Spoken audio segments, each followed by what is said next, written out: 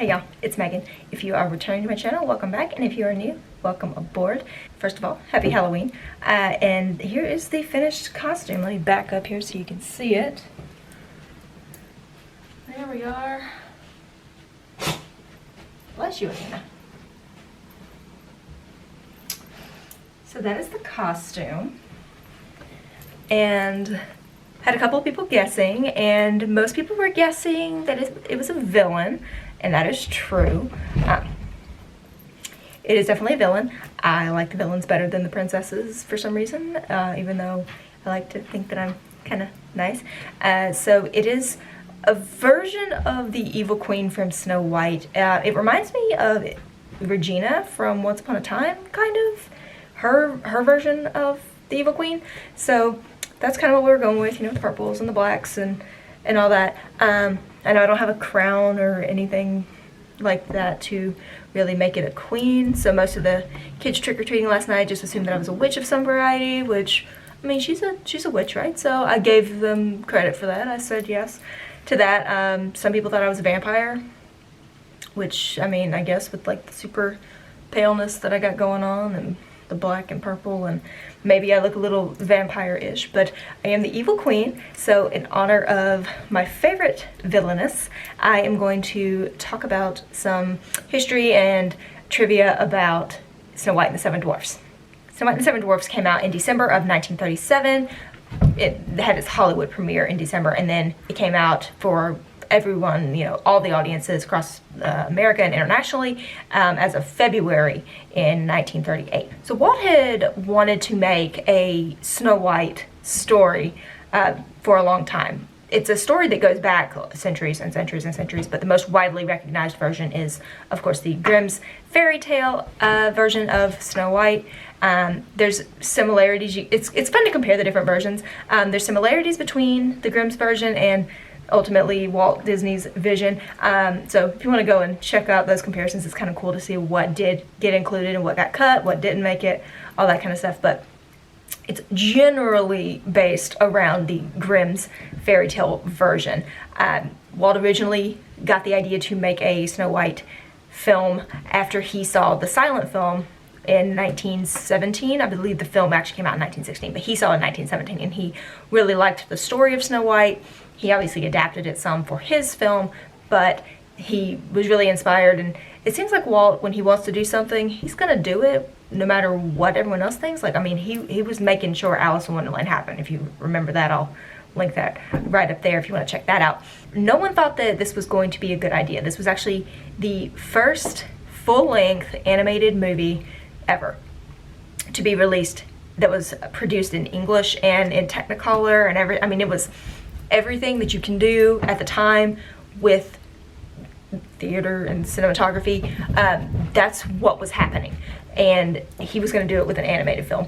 Even his wife Lillian thought, like, this is not gonna go down well, because people are not going to want to sit through a cartoon that is the length of a full film. And boy, was she and everyone else wrong. Originally, he had a budget of $250,000 to make this movie. He was like, we can totally do that. We're good. This is what all my other things have cost up until now. This is going to be fine. Walt underestimated exactly how expensive it is to produce a full-length animated feature. And it actually ended up being around 1.4, almost $1.5 million at the time. He actually mortgaged his house to help fund it. He borrowed most of that money. It's not like at that time he hadn't achieved monumental success and he didn't just have that money like laying around to throw to this project. So he mortgaged his house, he borrowed a lot, and he got Snow White made in 1937. It debuted and people loved it. Everyone couldn't believe how successful it was. And I mean, Walt believed it. He knew all along. He's like, this is gonna be good. And some of the techniques that they had used, I think, probably contributed to it being so well received, because it still had elements of realism, even though it was an animated feature, because they were using the multiplane camera that Walt developed, with which, if you have gone to One Man's Dream or Walt Disney Presents, whatever it's called at the time, at Hollywood Studios, you can see a model of the multiplane camera and see what it does. But basically it's just like big sheets of their drawings, their paintings, there's a background scene, and then there's something that's more in the foreground, and there's something that's even closer, and it's just stacked, and they film from the top down so that it looks like you're moving through the scene like you would if you were just walking through, or like filming in actual nature, in an actual environment.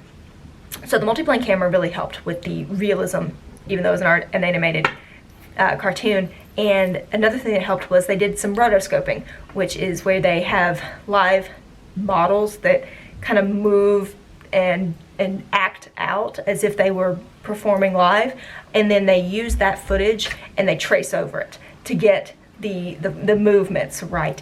And they use that a lot for the prince and for Snow White, but one of the animators declared that there would be no rotoscoping for the Evil Queen. So she is done cell by cell, hand animated the entire way, and there's no tracing done for her. So I like her even more now because whoever drew her was fantastic. Obviously, Snow White is still very well known today, but it achieved a monumental success even when it first came out. This was a project that he started working on in June of 1934, finally came to fruition in 37. It held on as the #1 movie, having grossed the most amount of money up to that point in history until Gone with the Wind came out. But it made $8 million internationally while it was running and being shown in theaters, which in 1937, 38, like that's, I mean now, that's a lot of money. Like, anyone want to give me $8 million? Sure. Yeah. So in 1938, that was definitely a lot of money. You gotta think, in America, that was like during the Great Depression.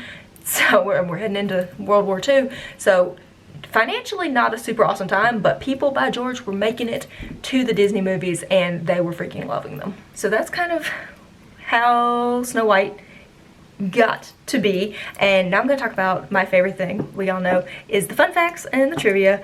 Snow White is actually supposed to be 14. I'm sure you probably know that she's supposed to be young. I mean, we know Ariel is 16 years old, and I'm not a child, which, hush and sit down, you are a child. But Snow White is actually the youngest princess. She's 14 during the time of the movie. So stop talking to strange men at the well. Just no. You're 14. Go inside and do your homework. But the people who designed her originally were the same people who had done Betty Boop.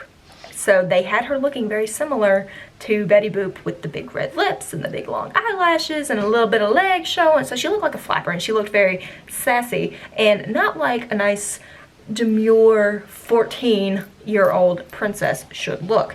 So that's what she originally looked like, and we had to kind of like scoot away from that and get her to what she looks like now. When you're reading about Snow White and the Seven Dwarfs, it's hard to not get like sucked into some of the stories from the animators, because this was in such a prime time for Disney animation. Like, they were really like coming into their own and like starting to develop the groups of animators that were going to kind of go through with Walt Disney. So it's really fun to read some of their stories. And one that sticks out is they were speaking about the scene, the hi-ho scene, where the dwarves are making their way home from work and singing with their axes and everything.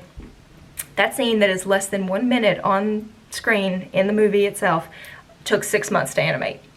Just that one part took 6 months, because each dwarf, next time you watch it, take a look, each dwarf, they're walking at the same time, except for Dopey, who's got like this little awkward like hitch step that he's doing behind. So they're having to animate it and make each dwarf still look unique while they're keeping the same pace. And then also we got Dopey back here like doing his own thing. So to be able to animate the whole thing and make it look cohesive and keep the lines right, and the perspectives are off. I mean, think about, you're down underneath a log, and so there's weird angles, there's weird perspectives. Everyone's walking to their own beat, and it took 6 months, and only 1 minute of it shows up on film. So I'm definitely not patient enough to be an animator, nor am I talented enough. Let's give a shout out to Walt's brother Roy, who provided the squeaky, creaky floorboard sounds when the dwarves are like tiptoeing through the house and the floorboards are creak, creak, creak. He was using an empty leather wallet and like bending it to make those sounds, and that is how that sound came to be. So Adriana Castellotti, the voice of Snow White, she was a classically trained singer. She had a strict contract with Walt Disney to basically never perform again. He wanted the voice of Snow White to stay unmarred. He wanted it to always be the voice of Snow White, and that's it. He didn't want her to go on and do anything else. He wanted her to forever be Snow White, and he held her to that contract with the small exception that she was an uncredited voice part in The Wizard of Oz 2 years later. In 1939, during the Tin Man song, If I Only Had a Heart, you can hear, "Wherefore art thou, Romeo?" And that's Adriana Castellotti. And now that you know that, you'll probably, next time you watch Wizard of Oz, because doesn't everyone watch The Wizard of Oz like once a month? No? Is that just me? Anyway, next time you watch it, you will probably be able to tell, like, oh yeah, I knew that voice. It's Snow White. And my last fun trivia thing also has to do with voices, and it has to do with my girl, the Evil Queen. Lucille Laverne, who played the Evil Queen, she was an older lady when she was performing, and she has that really like rich voice, very sultry, and so she's performing, and when she turns into the hag and she needs to be a little bit gruffer, they didn't like how her voice was sounding. They were like, it's not like gravelly enough. We need it to be like rougher and more unattractive. So she's like, okay. She walks out of the recording studio, and she comes back in a second, and she re-records her stuff, and it's the raspy, really horrifying voice that you know and love from the movie. And you're like, how did you do that? How did you just like completely switch over? And your girl Laverne had taken her dentures out. So without her, the benefit of her teeth being there, her speech was a little bit muffled. It was a little bit more grating, and it sounded more like an older hag. So she needed to sound like an old lady, and she went and took her teeth out. If I could love the Evil Queen even more, that's what does it for me. So that's it, guys. That is some trivia and a little bit of the history behind the first Disney animated feature film. Hope you had a great Halloween, and I will see you guys in my next video. Bye, y'all.